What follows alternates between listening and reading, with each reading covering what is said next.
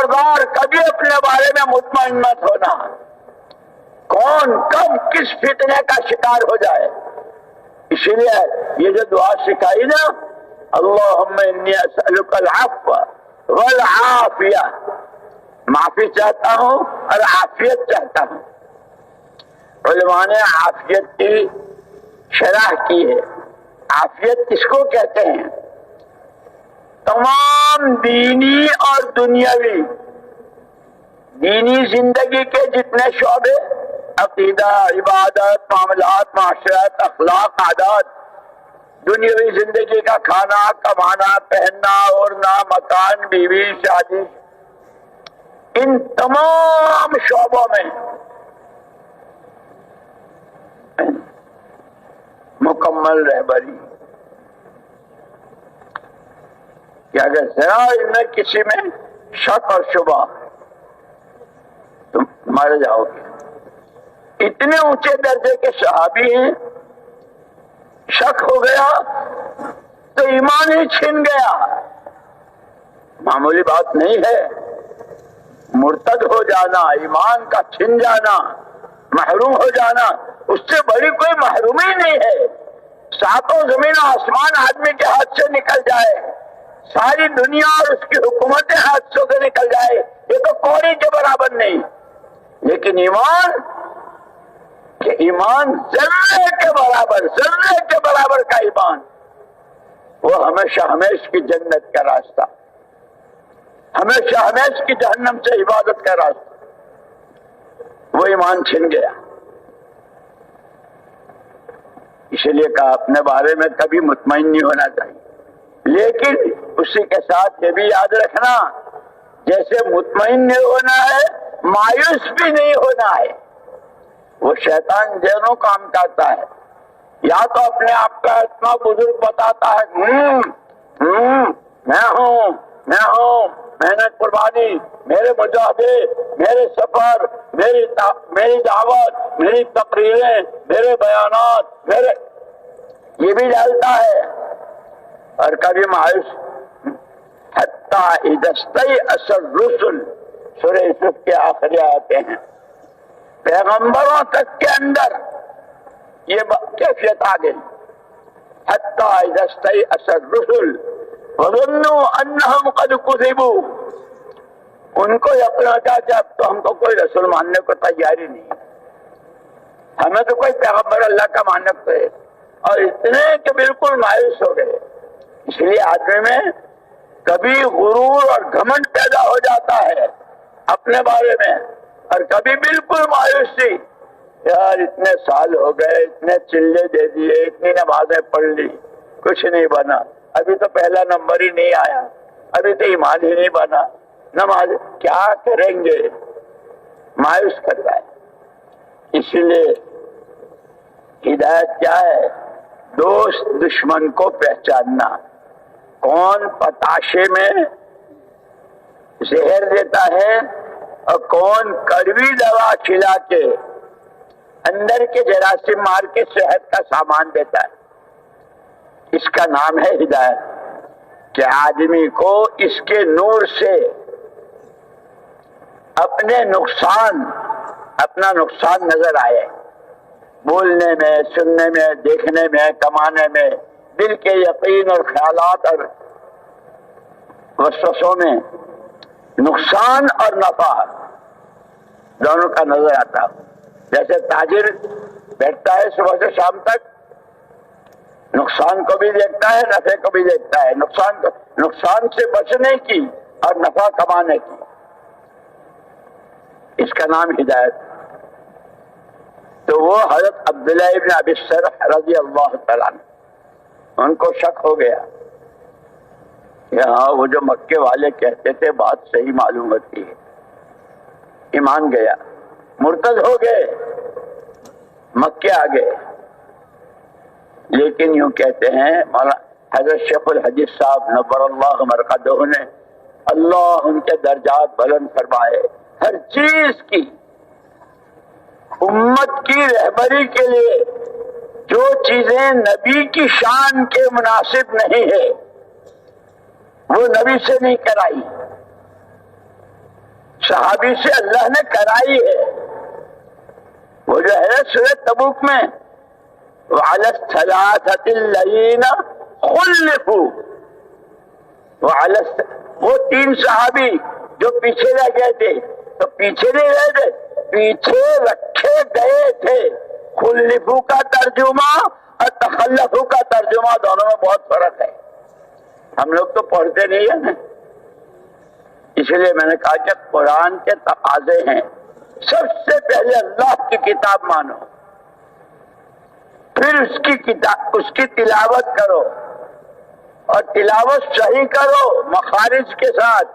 سین، شین، صاد، ضاد، ذات جو حروف ہے نا، اسی لیے تجوید سیکھنا.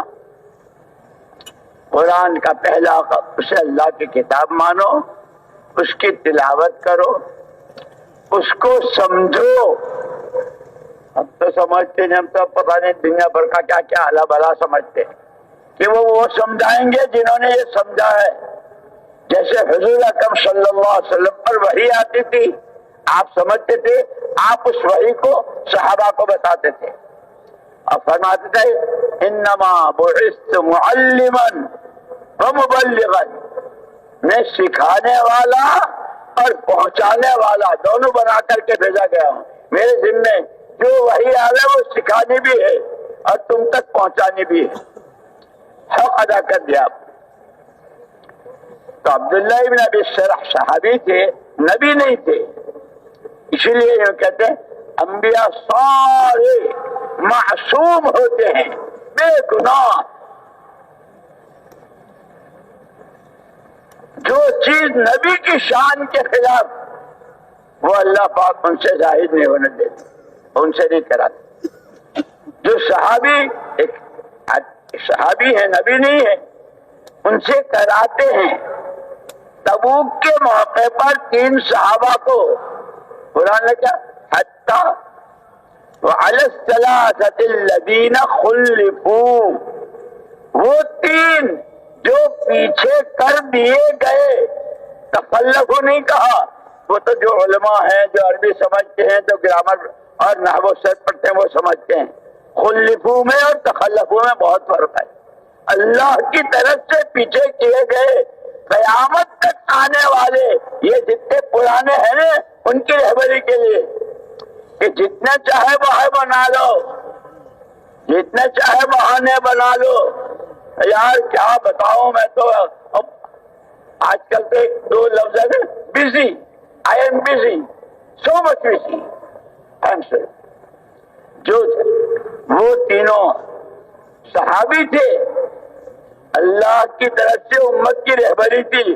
او پرانا، کہیں اللہ تمہیں پیچھے نہ کر دے، تقاضوں سے اپنے آپ کو نہ بچانا، بہانے مت بنانا. وہ علیم، خبیر، سمیع، سب جانتا ہے کون بہانہ بناتا ہے اور کون سچ مچ کا عذر ہے. عذر کے لیے تو اللہ کی طرف سے بڑی معافی ہے. جیسے حضرت سورہ یوسف میں حضرت یعقوب علیہ السلام نبی تھے، پیغمبر تھے، اور بچوں نے اپنے بھائی کے قتل کی اور کیا کیا اسکیم بنائی، لے گئے. ابا جی بھائی کو ہمارے ساتھ بھیجو، ہم ان کو گھمائیں گے پھرائیں گے اور ذرا وہ ان کے آب و ہوا بدلے گی. بھائی مجھے ڈر لگ رہا ہے، تم تو جوان اور تم تو ماشاءاللہ، اور اس کو کہیں چھوڑو، کہیں بھیڑیا نہ کھائے. نہیں ابا، ہمارے ہوتے ہوئے یوسف کا بھائی بھی کہو. کیا بات کرتے ہیں آپ، ونحن عصبہ. یہ ابا سے کہا تھا، مطمئن کر دیا، ابا نے ساتھ کر دیا. لیکن سولت لکم انفسکم، جب وہ آئے روتے ہوئے، ابا جی بھائی کو بھیڑیے نے کھا لیا، ابا جی دیکھو یہ کرتا خون میں بھیگا ہوا. کیا تھا؟ یہ تو تمہارے اندر کی ہے، تم نے بہانہ بنایا ہے. تو ایسے بھائیوں نے بہانہ بنایا تھا ابا کے مسئلے میں، بھائی کے مسئلے میں. وہ 3 صحابی جو تبوک کے تقاضے سے، اس لیے تو وہ عجیب وہ غزوہ تھا. جس میں یہاں تک کہ حضرت صدیق اکبر اور حضرت عمر فاروق رضی اللہ تعالیٰ عنہ، حضور نے امت سے مال جمع کیا تھا تبوک کے غزوے کے لیے، یہاں تک کہ عورتوں نے اپنے زیورات دے دیے تھے، اور جس کے پاس جو کچھ تھا، وہاں نصارہ کی 2-2.5 لاکھ کی فوج تھی روم کی۔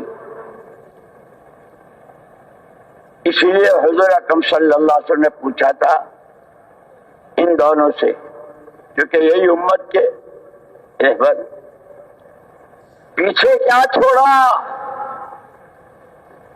اور ان دونوں میں ہمیشہ مقابلہ رہا، کون آگے بڑھے۔ یہاں تک کہ ایک مرتبہ مسجد نبوی میں آئے اور حضور نے پوچھا آج کوئی روزے دار ہے؟ حضرت عمر نے کہا ارادہ تو تھا، لیکن حضرت صدیق اکبر رضی اللہ کا ارادہ میرا روزہ ہے۔ ارے کسی نے کسی بیمار پرسی کی، حضرت عمر رضی اللہ عنہ نے کہا کہ بس ابھی واپسی میں جاتے ہوئے کروں گا۔ حضرت صدیق اکبر رضی اللہ تعالیٰ نے کہا کہ میں کر کے آیا۔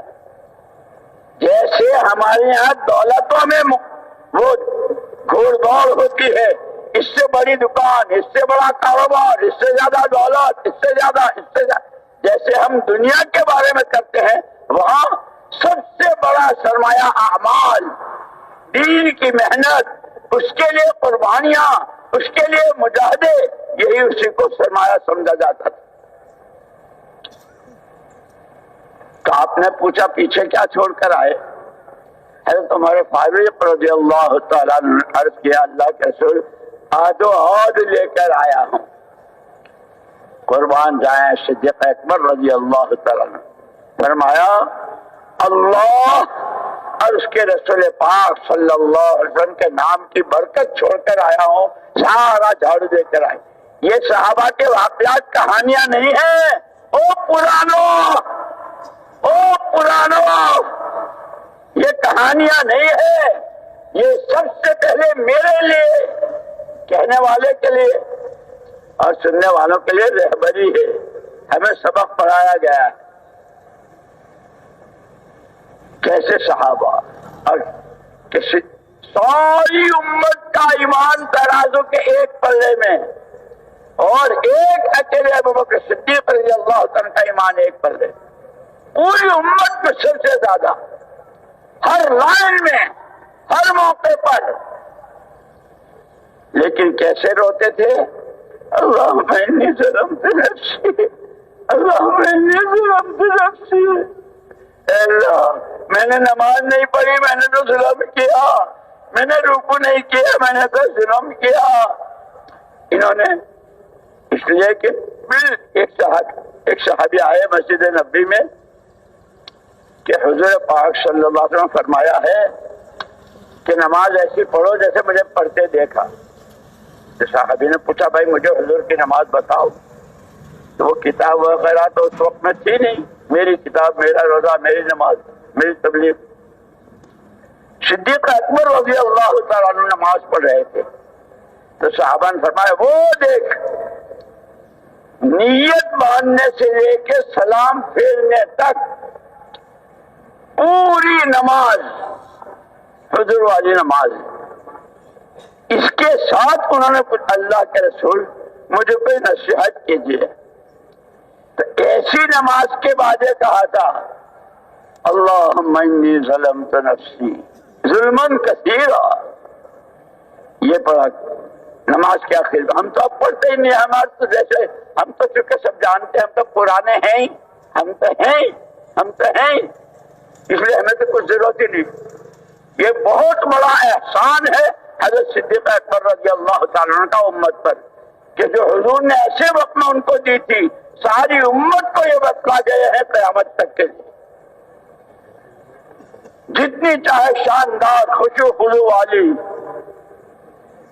لیکن آخر میں اے اللہ میں نے قرآن نہیں پڑھا، ظلم کیا، رکوع نہیں کیا، ظلم کیا، اپنے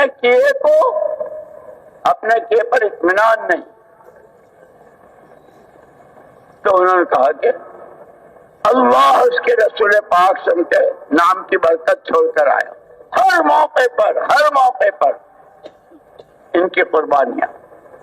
یہ ہمارا تو یہ جو ہمارا پرانوں کا ہے نا، یہ وہ ہیں پرانے، ان کی ادائیں، ان کی قربانیاں، ان کا اخلاص، کہ اتنا سارا سب کچھ جس سے اللہ راضی، جس کا ایمان ساری امت کے ایمان کے مقابلے میں، اور وہ رو رہے ہیں. اور عجیب بات یہ ہے، سارا سب کچھ کر لیا، اللہ راضی ہو گئے، اور دنیا سے سارے صحابہ روتے ہوئے گئے. اے اللہ تیرا حق ادا ہوا، نہ تیری کتاب کا، نہ تیرے نبی کا، نہ تیرے دین کا. اے اللہ محمد صلی اللہ علیہ وسلم نے تو پوری امت کو ہمارے ذمہ کیا تھا، ہم نے امت کا حق ادا نہیں کیا. صحابہ روتے گئے. اسی لیے ہمیں سیکھنا ہے. یہ بات حضرت عبداللہ ابن ابی سرح رضی اللہ تعالیٰ عنہ سے اللہ کی طرف سے ہوئی. جیسے وہ 3 تبوک میں اللہ کی طرف سے پیچھے کر دیے گئے تھے، عبداللہ ابن ابی سرح کے ذریعے قیامت تک آنے والی امت کو، تم جتنے بڑے حضرت ہو، اور تم جتنے بڑے مفسر ہو، اور تم جتنے بڑے شیخ الحدیث ہو، اور تم جتنے پرانے ہو، اور تم جتنے بڑوں کے بزرگوں کی صحبت میں، اور چاہے تم خلفاء ہو، جو چاہے ہو، خبردار خبردار کبھی مطمئن مت ہونا، مرتد ہو کر آتے. لیکن یہ اللہ کو کیونکہ امت کی رہبری کرنی تھی، پہنچ گئے، لوگوں میں پھیل گئی بات. اب ہوئی ندامت. اسی لیے یہ کہتے ہیں آدمی کی توبہ وہ ندامت. اوہو کون ہوں، کہاں ہوں، کرنا کیا تھا، کیا کیا. اسی لیے حضور اکرم صلی اللہ علیہ وسلم نے مدینہ منورہ میں جو ماحول بنایا تھا، اجنبی سے اجنبی آدمی آتا تھا اور وہ پوچھتا، جیسے ہم پوچھتے ہیں ایک دوسرے سے بھائی تم کون ہو، ہر ایک کا مشترک ایک ہی جواب، بندہ اللہ کا ہوں، بندگی زندگی کا مقصد ہے، اسی کے لیے اس نے مجھے پیدا کیا ہے، امتی نبی کا ہوں، عالم میں رحمت بن کر جینا میرے آقا کی نیابت یہ میرے ذمہ ہے. یہاں تک کہ ایک یہودی نے لکھا، یہ جو معاشرت کہتے ہیں نا، دینی زندگی کا شعبہ ہے بہت اہم. ایک یہودی نے لکھا کہ میں اپنے کاروباری سلسلے میں مدینہ میرا جانا آنا ہوتا تھا، کبھی مارکیٹ میں، کبھی گلی میں، کبھی محلے میں، کبھی لوگوں سے ملاقاتوں میں معاملات ہوتے تھے. میں نے عجیب بات دیکھی، جو 2 آدمی ملتے تھے اور 2 آدمی سامنے آتے تھے، ایسا معلوم ہوتا تھا جیسے یہ دونوں ایک ہی ماں کے جنے ہوئے ہیں، ایک ہی ماں کے بیٹے. جس کو محمد الرسول اللہ صلی اللہ علیہ وسلم کی رسالت کے ساتھ اللہ نے جن کی صفت بیان کی ہے، هو الذی ارسل رسولہ بالہدی ودین الحق لیظہرہ علی الدین کلہ وَكَفَى بِاللَّهِ شَهِيدًا. محمد الرسول اللہ. اللہ تعارف کرا رہے کون ہے محمد، اللہ کے. وَالَّذِينَ مَعَهُ أَشِدَّاءُ عَلَى الْكُفَّارِ رُحَمَاءُ بَيْنَهُمْ. اللہ گواہی دے رہے ہیں اور وہ کافی ہے محمد صلی اللہ علیہ وسلم کی رسالت پر، اور ان کے ماننے والے، ان کے ساتھی، ان کے کلمہ پڑھنے والے کہ آپس میں رحماء و بینہم، جیسے ایک ہی ماں کی اولاد ہو. اور یہ یہودی کہہ رہا ہے، یہودی نے اس کو لکھا ہے کتاب میں، یہ تو اللہ نے کہا رحماء و بینہم. اور